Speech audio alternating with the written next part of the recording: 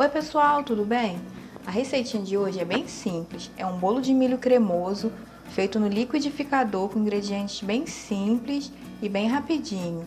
Então, bora pro vídeo.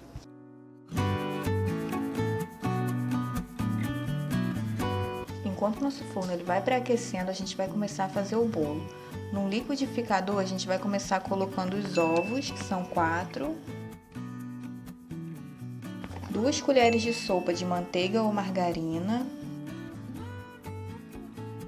Aí, pessoal, a colher bem cheiona assim, tá vendo? Tipo colher de mãe mesmo. Vamos colocar também uma latinha de milho sem a água.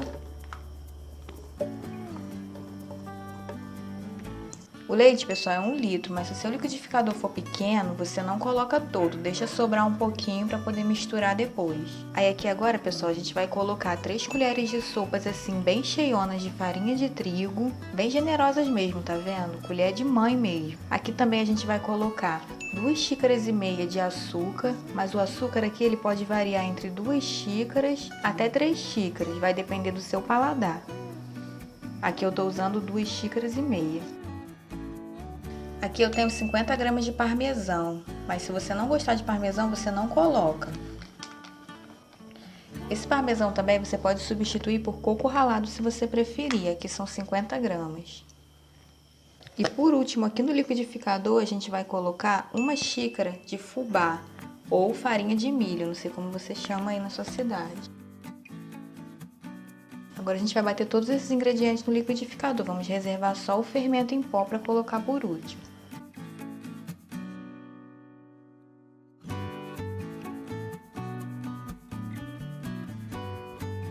Aí aqui, pessoal, tá vendo que a massa fica bem líquida, é assim mesmo, não tem nada errado. Agora a gente vai colocar aqui 1 colher ou uma tampinha de fermento em pó químico para bolos bem cheia, pessoal. Tem que ser aquela colher bem generosa mesmo, transbordando. É só a gente misturar com uma colher, que agora a gente não vai bater mais não. Se ficar difícil para você dissolver essas pelotinhas assim, é só você ir imprensando ela assim, ó, na parede do liquidificador. É porque essa massa, pessoal, ela é bem líquida, por isso que fica um pouquinho difícil de dissolver. Mas é só você ir misturando e imprensando ela, ó, na paredezinha do liquidificador, que vai dissolver tudo. Pessoal, aqui eu tenho uma forma untada com manteiga e com fubá ou farinha de milho. O segredinho desse bolo para ficar com aquela camada bem grossinha de creme é a gente colocar numa forma pequena. Essa minha forma aqui, ela tem 17 por 27 centímetros e ela tem 4 centímetros de altura. Se você colocar numa forma muito grande, o que vai acontecer? A sua camada de creme vai ficar fina. Para ficar aquela camada bem grossa, bem bonita, a gente precisa colocar numa forma menor, que é aqui no caso.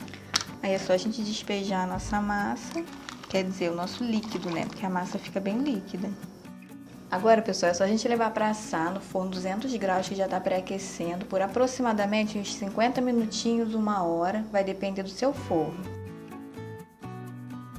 Quando deu 1 hora, eu desliguei o meu forno e deixei ele 10 minutinhos lá dentro com o forno desligado ainda. Porque quando a gente acaba de apagar o fogo, ele ainda está bem quente. Então eu aproveitei aquela quentura do forno para terminar de assar ele.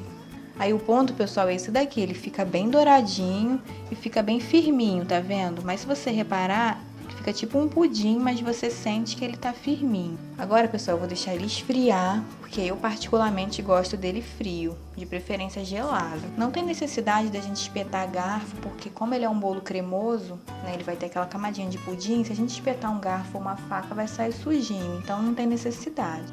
Então agora, pessoal, que o meu bolo ele já deu uma esfriada, vamos ver como ele ficou por dentro.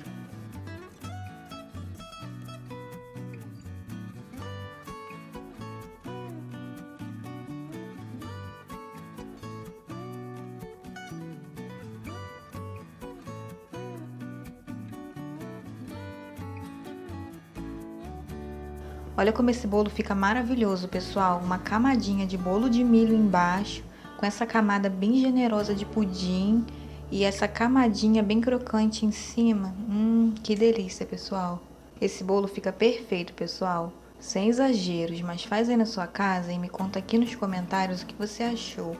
Não esquece de deixar o seu like e de se inscrever no canal se você ainda não for inscrito. Ativa também o sininho para você continuar recebendo as nossas dicas e receitas aqui do canal. E compartilhe essa receitinha com a sua família e com seus amigos, porque isso me ajuda muito. Beijos e até o próximo vídeo.